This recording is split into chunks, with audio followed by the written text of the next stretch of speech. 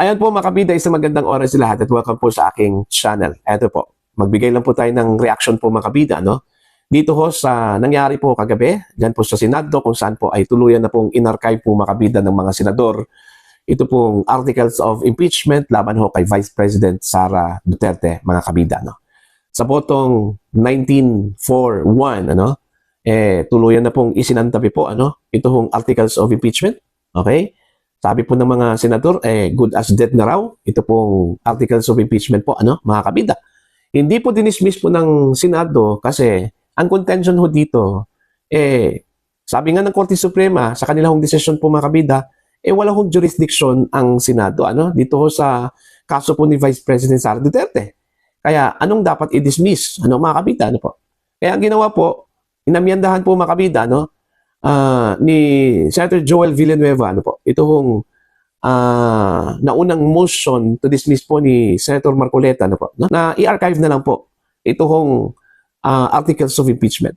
Kaya umabot po sa point na nagbotohan po ito kagabi, ito hong mga senador po mga kabida, Pero bago yan, nauna po yung bumoto ito hong mga senador po mga kabida, doon po sa motion to table the motion of Senator Marcoleta, kung saan po ang naghain po dito mga kabida, ito hong si Senator Vicente Tito Soto.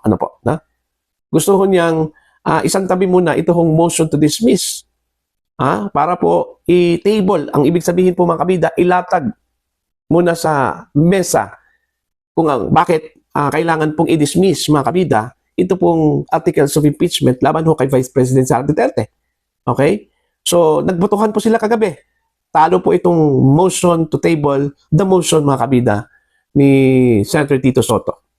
Kaya nga, doon po, nagbotohan sila ulit at dito na po mga kabida sa amended motion po ni Senator Marcoleta po, na i-archive ito hong articles of impeachment. Okay? So, bago po tayo magpatuloy po mga kabida, at magre-react po dito, okay, sa mga kaganapan po kagabi, pakinggan muna natin ito pong final announcement po ni Senator Chis Escudero patungkol ho sa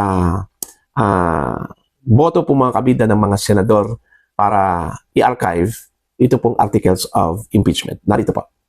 With 19 affirmative votes, 4 negative votes, 1 abstention, the motion of Senator Marcoleta as amended by Senator Joel Villanueva adhering to the immediately executory decision rendered by the Supreme Court en banc on July 25, 2025, which among others held that the articles of impeachment are null and void ab initio and that the Senate did not acquire jurisdiction, and to move to transfer the articles of impeachment in relation to case number 002-2011 entitled in the matter of the impeachment trial of Vice President Sara Zimmerman Duterte to the archives. The same is hereby approved. Ayun po. Isa lang po sa kanila po mga kabida ang nag-abstain ho dito, Ito hong si Senator Panfilo Ping Lacson po, Kasi ang kanya hong contention po mga kabida, kailangan muna niyang pakinggan yung final decision po ng Korte Suprema, Di ba meron pong motion for reconsideration po, na inihain ito hong Kamara de Representantes, po.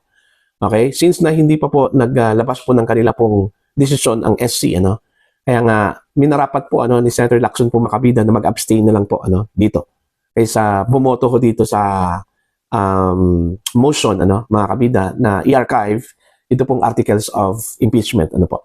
4 po ang pumabor po doon ho sa pagbasura ho sa pag-archive at sa halip ay ito po ay antayin na lang daw ito pong final decision po ng SC, Okay? Samantalang 19 po ang pumabor po dito mga kabida.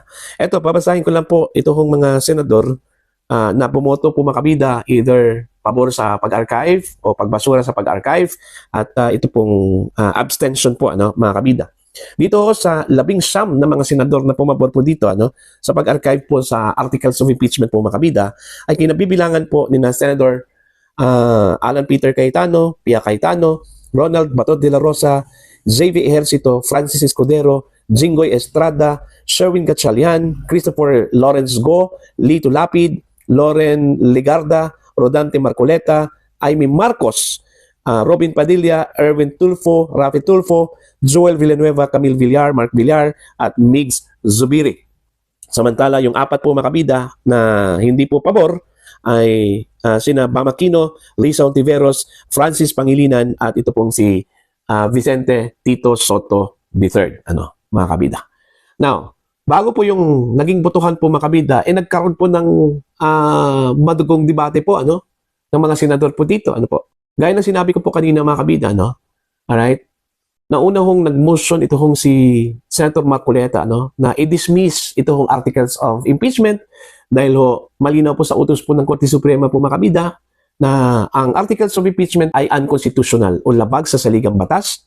At pangalawa po, malinaw din sa desisyon po ng Korte Suprema na wala hong jurisdiction ang Senado dito sa kaso po ni Vice President Sara Duterte. Kaya nga, ang sinabi po ni Senator Marcoleta po mga kabida, i-dismiss na lang po natin ito, Kasi wala ho tayong jurisdiction. Pero inamendahan po ito mga kabida ni Senator Joel Villanueva.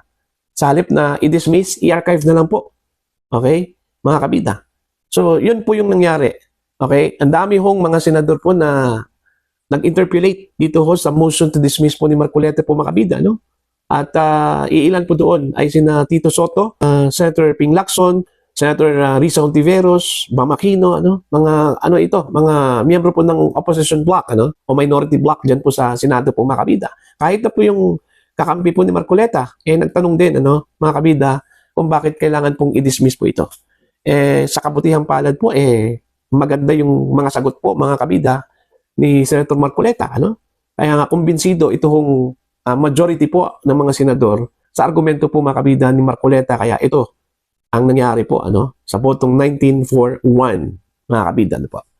Ang contention po ng opposition dito kasi meron pa pong motion for reconsideration mga kabida, hindi pa po tapos yung decision po ng SC.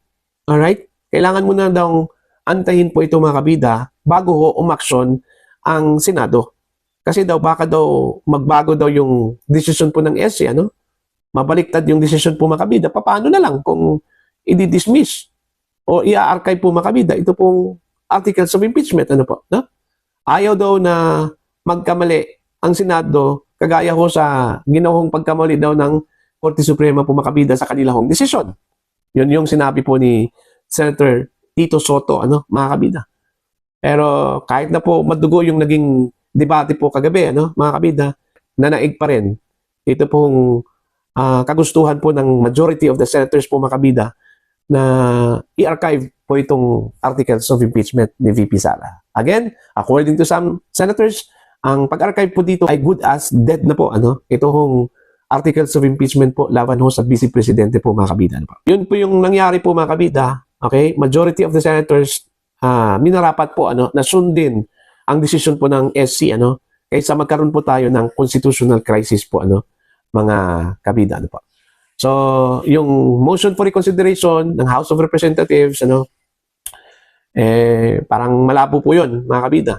Kasi, nung nakarang araw po, iginiit po ng Korte Suprema po mga kabida, matapos pong maghain po ng motion for reconsideration, ito pong House, represented by the Office of the Solicitor General, mga kabida, kung saan po ay iginiit po ng Korte Suprema na ang kanilang desisyon, laban ho dito sa articles of impeachment, ay immediately executory po mga kabida. Pag sinabi pong immediately executory, malinaw na po na wala hong pag-asa ito pong motion for reconsideration.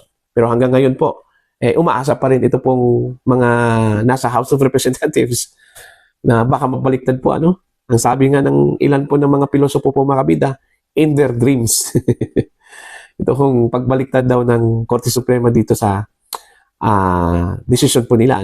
At saka, ang pagkakaalam ko po mga kabida, wala pa pong unanimous decision ng SC na binaliktad po nila, mga kabida. Meron po yung majority ng mga maestrado, mga kabida, pero unanimous, wala pa po so far, mga kabida, dito sa Pilipinas.